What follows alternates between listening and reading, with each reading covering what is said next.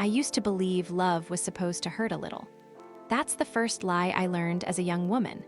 Before the shouting, before the broken glass, before I learned how to hide bruises with long sleeves, there was a girl with simple dreams. I wasn't chasing luxury or fairy tales. I just wanted a peaceful home, a husband who came back sober, and mornings that didn't start with fear sitting on my chest. Hi, I am Eva. I am married in 2015. If you're watching this and feeling stuck in a place that's breaking you, listen to me carefully. Leaving is hard. Staying can be deadly. I grew up in a small house where money was tight, but emotions were tighter. My parents believed a woman's biggest success was marriage.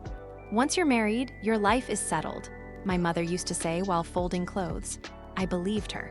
Why wouldn't I? That's what every woman around me believed too. I met him when I was young and hopeful.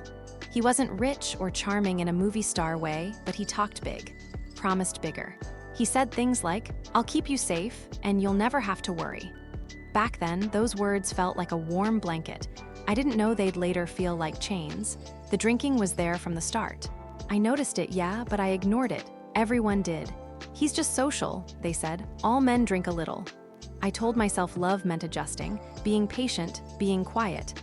After marriage, things changed fast. The laughs got shorter. The silences got longer. His nights out stretched till morning. And when he came back, the house didn't feel like home anymore. It felt like a battlefield where I never knew what would trigger the next explosion. The first time he hit me, it didn't feel real. I remember standing there, shocked, more confused than hurt. He cried after, said sorry, blamed the alcohol, promised it would never happen again.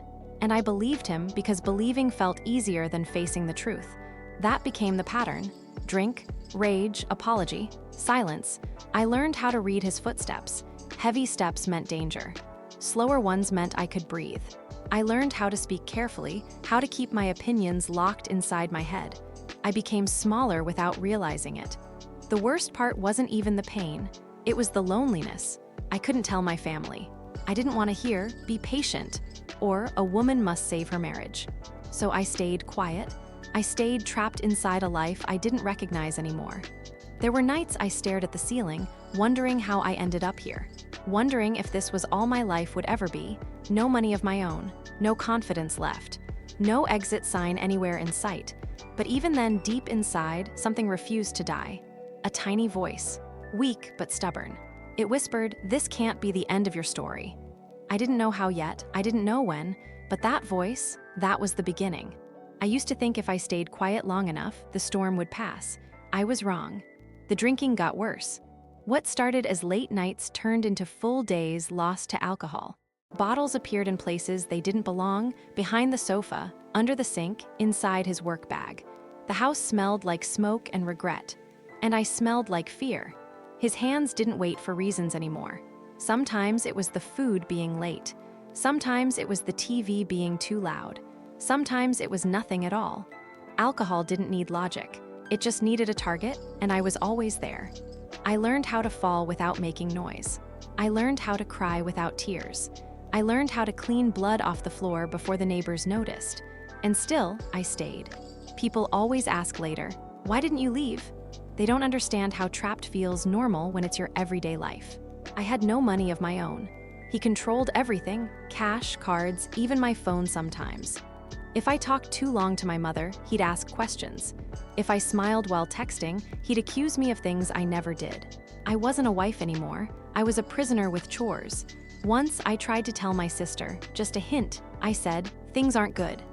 She sighed and said, "Marriage is hard for everyone. Be strong." That hurt more than the slap I got that night, because it taught me something painful. I was alone in this. Family pressure wrapped around me like a tight rope. Think about your reputation. What will people say? Where will you go? No one asked how I was surviving. There was one night I'll never forget. He came home drunk, angrier than usual. Something in his eyes was different, darker.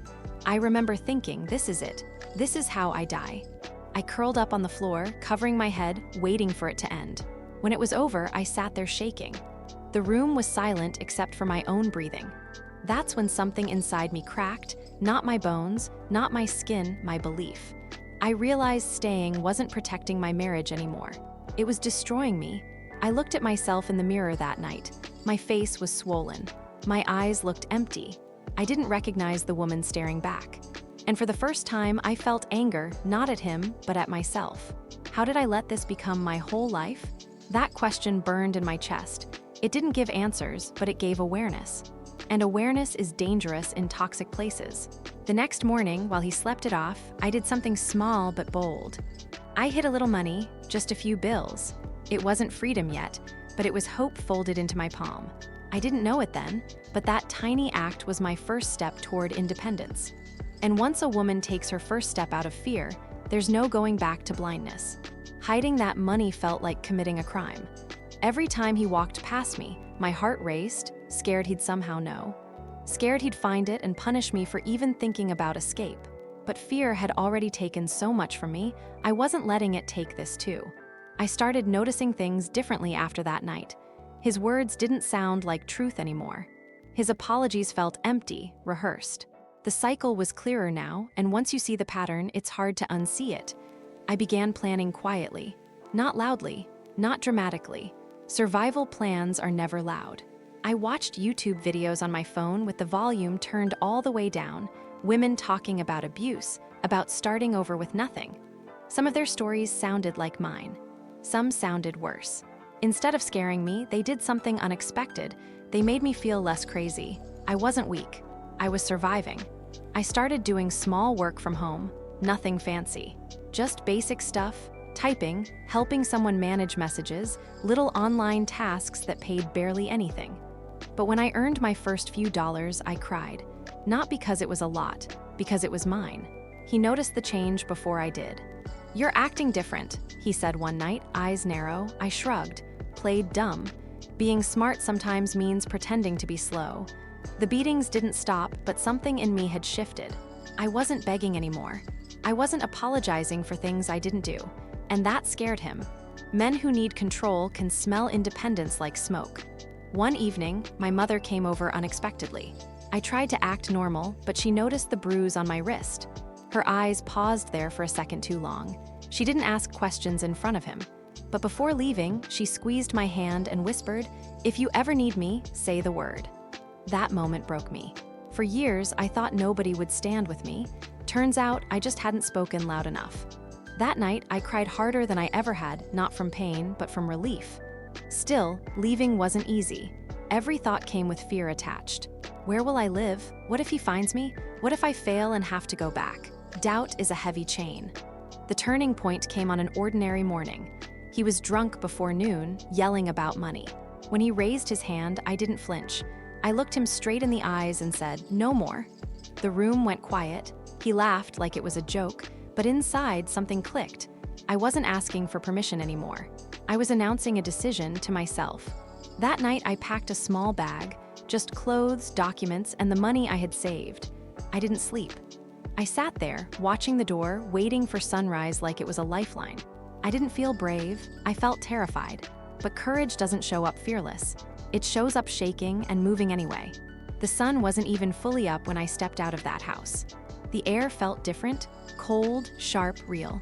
My hands were shaking so bad I could barely lock the door. Not because I loved that place, but because I knew once I left, there was no undo button. I didn't look back. Looking back is how fear drags you home. I went straight to my mother's house. When she opened the door and saw my bag, my swollen face, my empty eyes, she didn't ask questions. She just pulled me in and held me like I was a child again. That hug did more healing than years of silence ever did. But safety doesn't mean peace. Not right away. The phone calls started within hours. His number, unknown numbers. Messages full of threats mixed with fake apologies. One minute he said he'd change. The next, he said he'd ruin me. I blocked him, then unblocked out of fear, then blocked again. Trauma messes with your head like that.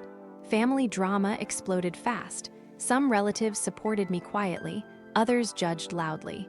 A woman belongs in her husband's house.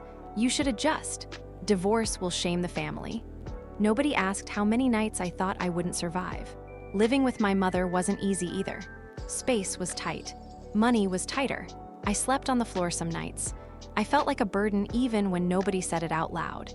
Independence sounds romantic online, but in real life, it starts broke and scared. I kept working online, grabbing any small job I could. Some days I earned nothing. Some days I earned just enough to feel human again. I faced rejection after rejection. People didn't take me seriously. I almost didn't take myself seriously either. There were moments I thought about going back, not because I missed him, but because struggle can feel heavier than pain you already know. Then the rumors started. He told people I ran away, that I was disobedient, that I had bad character. Hearing that hurt more than his fists ever did. But this time, I didn't go silent. I started telling my truth, calmly, clearly, without drama, and something wild happened. People started listening. Not everyone, but enough. I saved enough money to rent a tiny room. It wasn't pretty. The walls were cracked, the fan barely worked, and the place smelled old. But it was mine. I cried sitting on that floor, realizing freedom sometimes looks ugly before it looks beautiful. That first night alone, fear tried to crawl back in, but so did pride.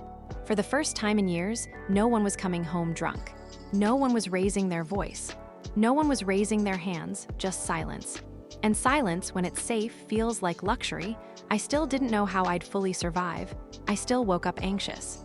Healing wasn't instant, but I had crossed the hardest line already, the one between staying and choosing myself. And there was no going back now. Living alone sounded strong when I imagined it.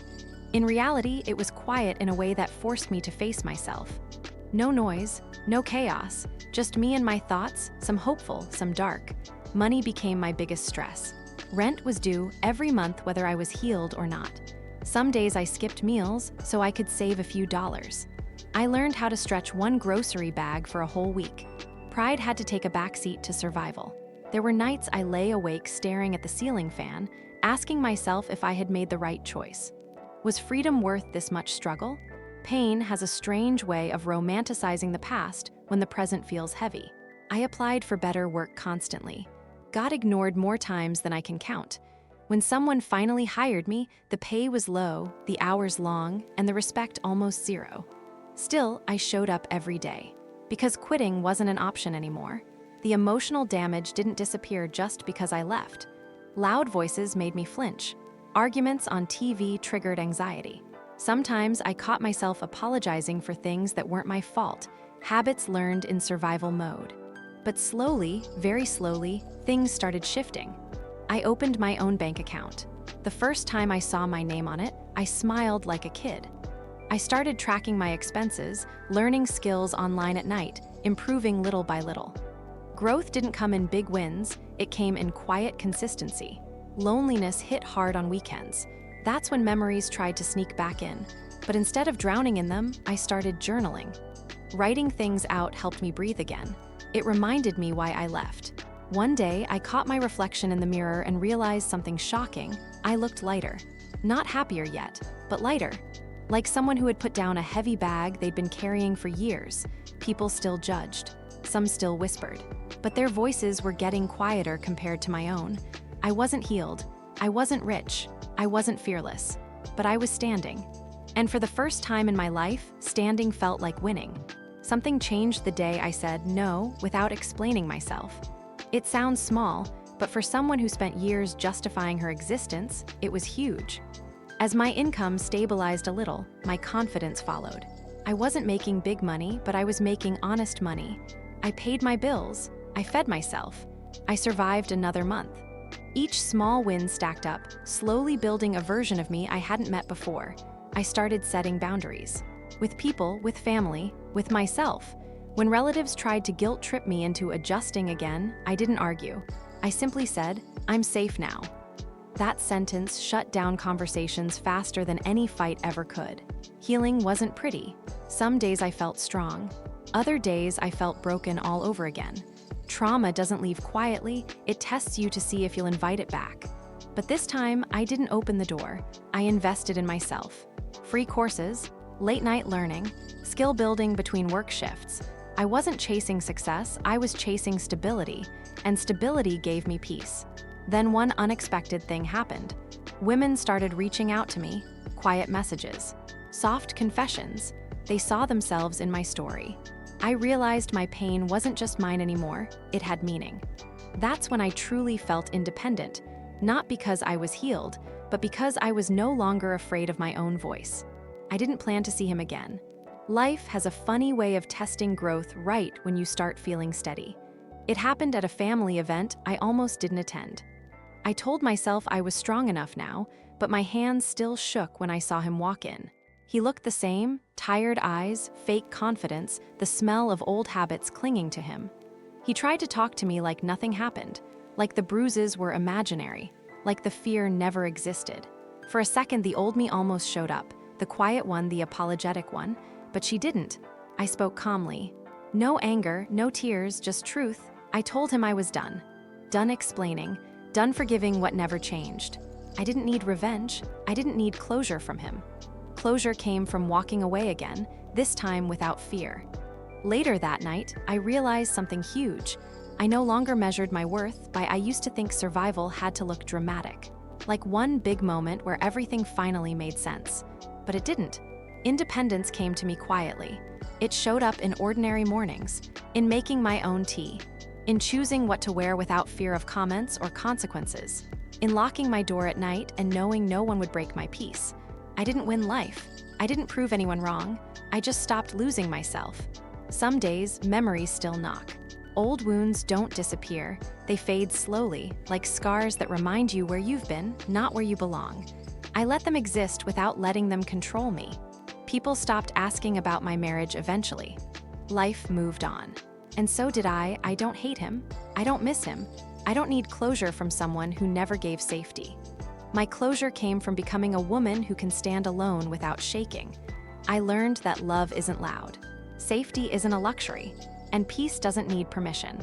If you're in a place where you feel invisible, unheard, or small, please know this. There is a version of you waiting on the other side of fear. She's stronger than you think. She's quieter than you expect. And she's worth choosing. I chose her. And that choice changed everything. How he treated me, that realization felt like freedom on a whole new level. I wasn't surviving anymore. I was living.